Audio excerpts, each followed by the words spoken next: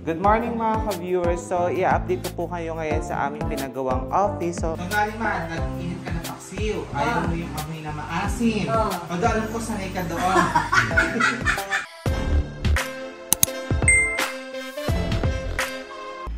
Good morning mga ka-viewers. So, i-update ko po kayo ngayon sa aming pinagawang office. So, gaya nakikita po ninyo, meron na pong sliding door na ang kulay po ng frame niya is aluminum white coated. Yung glass na pinalagay ko po is dark po na glass. Yan po yung tawag dito. Ngayon po, tara pasok tayo dito. Pakita ko lang muna. So, wala pa po masyadong laman. Ayan si Mother kasama sa ilalagay ko dito. Pwede ba kukuhan po bigas?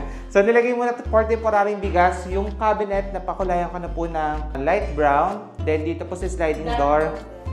Sliding door plano palagyan ng kortina natin. Yung ini-install natin kortina. Tapos dito, TV. Iniisip ko pa kung papa-fluted panels ko to para may accent.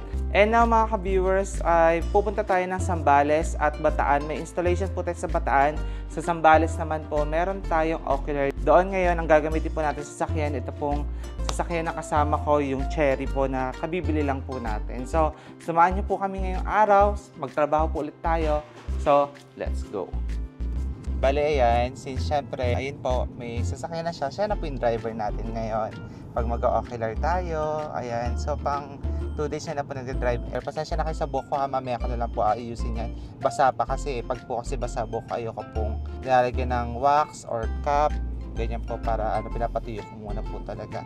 Guys, dito na tayo sa bahay ng ating subscribers. So, magsusukat po tayo dito. And mga ka-viewers, tapos na po tayong mag-ocular dito sa San Marcelino, Zambales. Ngayon po ay papunta na tayo ng Bataan dahil meron po tayong installation doon. At andun na po yung mga team natin. Bale, i-check ko din po kasi yung gawa. Saka syempre, i-share po natin sa vlog yung ating finished product. So, continue po natin yung vlog once na nandun na po tayo. So, see you later. And ngayon mga ka-viewers, nandito na po tayo sa bahay ng client natin from Australia. Kung mapapansin nyo po, may pagka-European talaga yung dating ng house. Tignan nyo po yung dati niyang kortina.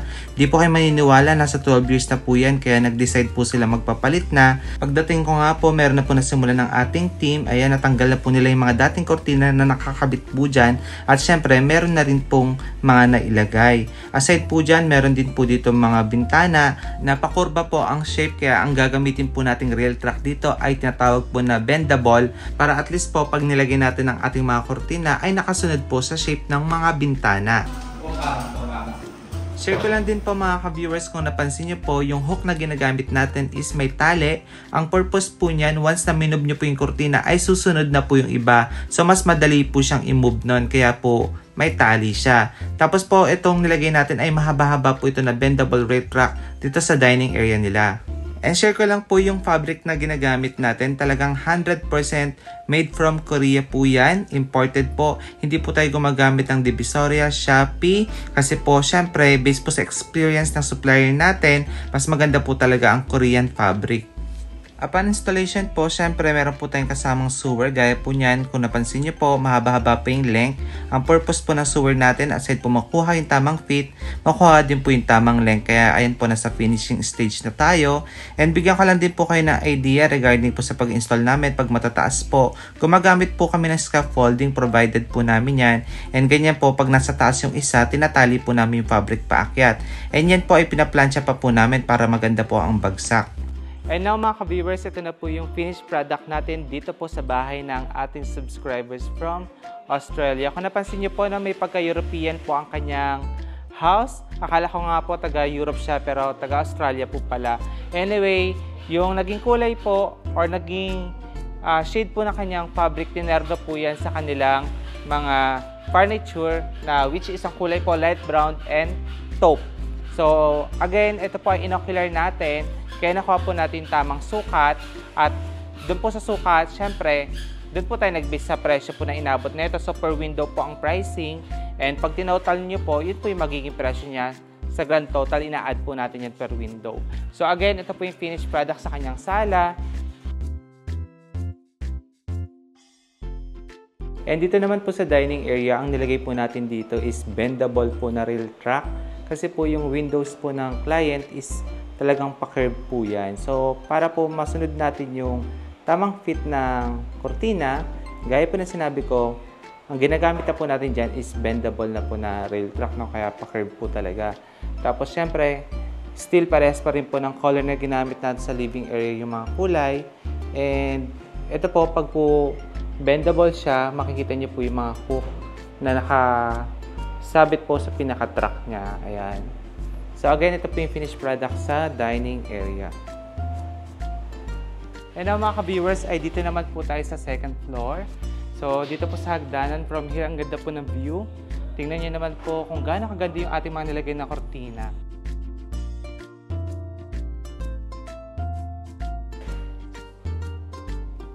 And dito naman po tayo sa family area nila, dito sa second floor. And tignan niyo naman po yung ating background. Yan po yung itsura nung nilagay po natin yung ating mga kortina. Talaga pong bagay na bagay yung kulay sa furniture nila. Kasi talagang may pagka-Italian vibes or European vibes po talaga yung mga yung nasa loob po ng house.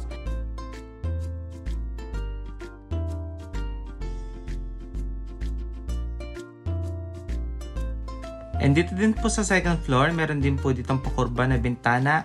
Same sa nilagay po natin sa dining area. So kung napansin nyo po, isa lang ang kulay po ang napili ng client para daw po uniform lahat po at set na. And now mga ka-viewers, kasama natin si Ma'am Chona. Nung naglalagay tayo ng kortina, kanina niya pa pinagmamasdan yung mga curtains na nilagay natin. Ma'am, ano masasabi mo sa kortina natin? Okay na okay. Okay naman po, ma'am. Talagang nagustuhan niya. Sabi nga daw po, papalagyan pa nila yung ibang part ng house. Oo, pagka dumating na ang may-ari ng bahay. pero masaya si ma'am, no? Talagang ang laki daw ng changes. Oo, ang ganda. Kaya ma'am Chona, thank you ha. Hey, thank you din. Message ka ulit sa akin. Oo naman. Bigyan mo ko ulit ng project. Yeah. Thank you po. Ngayon po mga ka-viewers, message nyo lang ako sa aking Facebook, Billy Toledo Vlog. Plano nyo rin po magpalagay sa amin ng mga kortina. Ayan. So again, Ma'am Chona, thank you po ha. Talagang binusog kami ni Ma'am Chona ng pagmamahal. Lahat po ng aking team ay masayang uuwi dahil talagang busog na busog po kami. Thank you, Ma'am Chona. And thank you din po pala sa owner na from Australia sa tiwala po and sa suporta po sa ating munting negosyo. Guys, bali nandito tayo sa isang bahay, no? Bali, nagpalit si mother ng microwave kasi hindi siya aware. Pag nagma-microwave po siya, nilalagay niya ng kutsara. So ito po, para po ito sa babae, iba po yung gamit namin kasi sa taas sa bahay po niya. Basag, walang warranty yung... Walang warranty daw ito pag nabasag. Sa loob po. So yung binili po natin sa Samsung na microwave, ceramic na po yung loob nito. At ang sabi daw po nung sales lady, ayun daw po pag ceramic na ay hindi daw po matakot sa kalawang. Saka ito na daw yung pinaka parang maganda pagdating sa microwave. So ito ay not sure kung ilang liters yung binili natin. Kaya pala yung sa aking kinalawang nawala sa yung ano, hindi na umiikot. Hindi, saka mumurahin lang kasi yan, 3,000 plus, diba? So ito, may face siyang ganito guys, so bowl. Oh, pwede ba yung microwave dyan? Oo. Opo, pang ano talaga yan. Microwave to kung may mga ulam pa yung gustong iinit. Ayan, pero nakikita ko siguro mga 5 days lang pa mawawala. Baka gawing baunan ng mga picture. Nasa sobahan. Oo, ayan. So tingnan niyo po guys, ang ganda niya. Oo. Sabi siya iniikot na ako. Pinipindot lang. Ito mga pinipindot po tayo sa start. Makikita mo naman paano dito yung pinaka-minuto niya.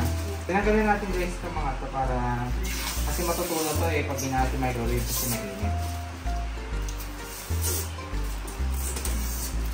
Alam mo na gagawin, huwag lalagyan ng kutsara, huwag lalagyan ng aluminum foil. Mother, testing mo nga yung binili natin yung microwave. Hindi ka makasumabog.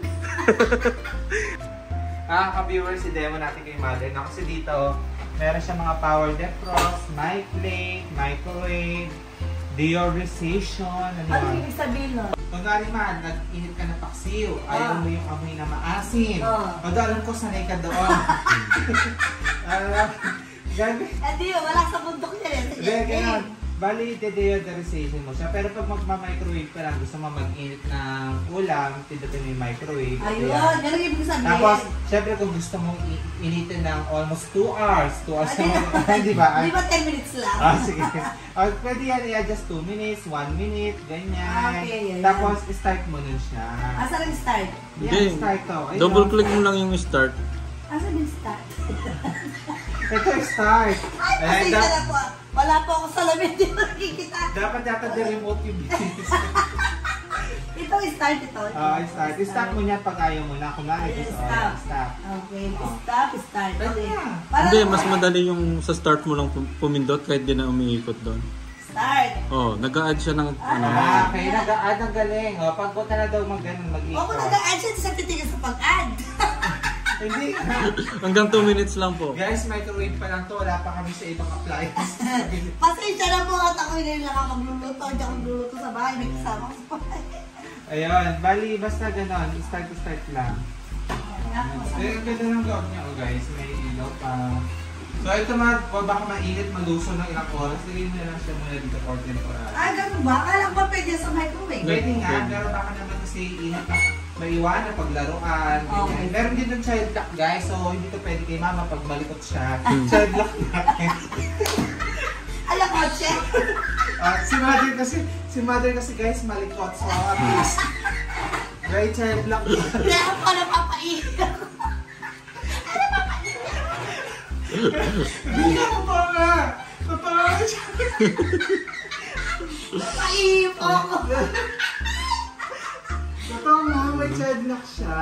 Ah. So, para po sa mga maliliit ang bata kay Jamie, kay mother. So, hindi siya pwede talaga. Alam niyo po, inano po niya ako na okay. And then, so ayun pa mga viewers na meron pa kami binili. Ito pa, sige pakita ko na lang. Although, hindi naman pa kailangan. Ito kasi binili namin ni, para dito kay mother. Oh. Binili ko siya multi-cooker kasi kunwari wala na ubusan po ng gas si mother kasi tuliro. Ay, may sinigang! Paano yung mga luluto yung iba? So para di siya matuliro, isasaksak niya lang, ilipat niya dito yung sinigang.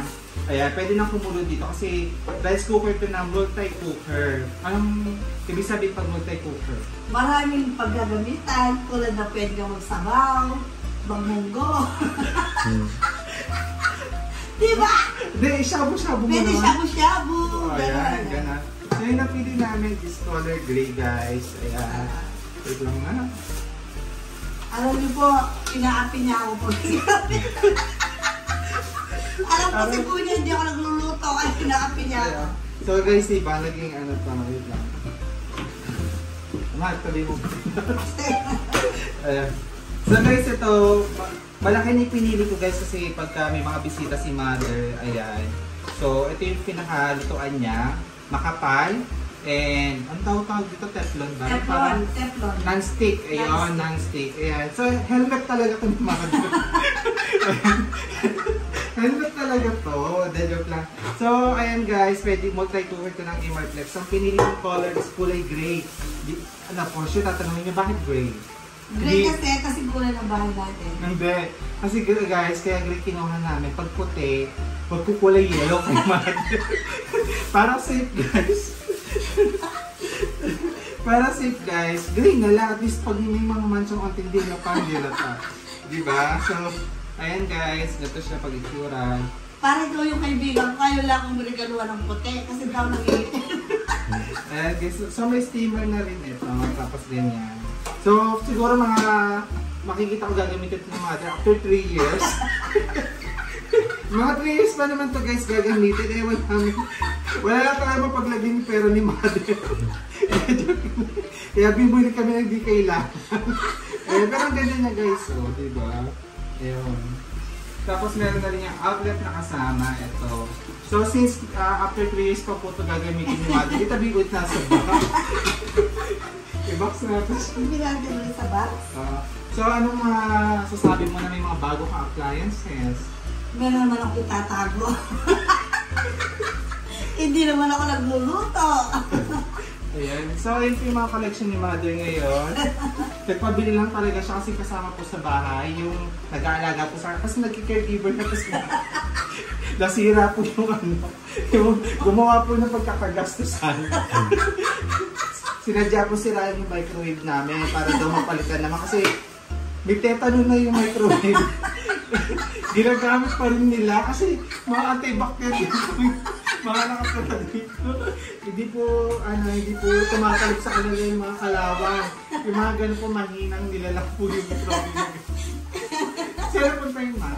Sa Saan? Pinamigay ko na pinakalakal. Ay, pinakala. Pinapilo, 4 kilo. Ah, okay. Kasi pag sindihan mo, pag buhatin mo, wala na siya sa baba. Lusaw na. Yung naging spark. Kasi daw sira na. Ah, gano'n. So, baka magkaroon pa ng sunog. Oo. Si Mother Pamante, pag may nasusunog, akala niya may nasusunog na sa kabila. Ayan. So, at least may bago kang gamit. Itabi na natin siya. Ang ganda pala ng ano niya, automatic guys. Ayan. De, joke lang guys, si Mother is, ano lang yan, talagang, lagi ko lang niloloko yan. Hindi pa natin napakita sa kanya yung anti-heart attack. Ano heart attack? Yung freebie na, yung anti-heart attack. Yung electric fan mo na ano. Ay, wala din makita yun. Hindi na yata ni Jamie. Oo, ano lang yan guys, pagkabili na wala na. Paano ba yun pag kasi hindi mo number 1? Oo. Ayun guys, yun lang yung pinamili namin guys, pagkili natin yung vlog pa, no? So, sinare lang namin yan para may idea kayo sa mga pinupunta namin ni Mother. So, ayun na, tapos na tayo mag-vlog, may tabi mo na to ha. Joke lang ako po magtatabi nito kasi for sure, baka makalimutan ni Mother saan yung nilagay ito.